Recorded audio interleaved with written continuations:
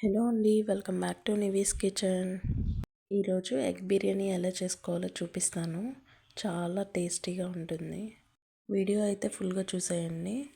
First oil వేసుకొని బిర్యానీ దినుసులన్నీ వేసుకొని కొంచెం సేపు ఫ్రై చేసుకోవాలి. ఆనియన్స్ ఒక 2, పచ్చిమిర్చి ఒక 4 తీసుకొని సన్నగా కట్ చేసి వేసుకోండి. ఆనియన్స్ బాగా ఫ్రై అయ్యాక కొంచెం కరివేపాకు వేసుకోవాలి.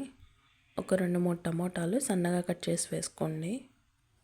టమోటాలు బాగా మగ్గే వరకు ఉంచుకోవాలి. కొంచెం ఉప్పు, కొంచెం పసుపు వేసుకొని బాగా ఫ్రై చేసుకోవాలి.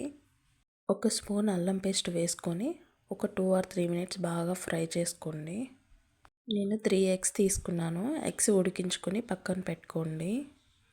నేను ఈ గ్లాస్తో 2 glasses రైస్ తీసుకున్నాను.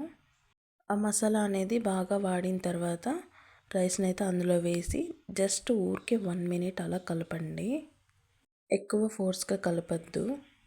1 glass రైస్కి 2 glasses వాటర్ అయితే వేసుకోవాలి. మసాలాలో రైస్ అనేది 1 minute అలా కలుపుకుంటే బాగా టేస్టీగా ఉంటుంది.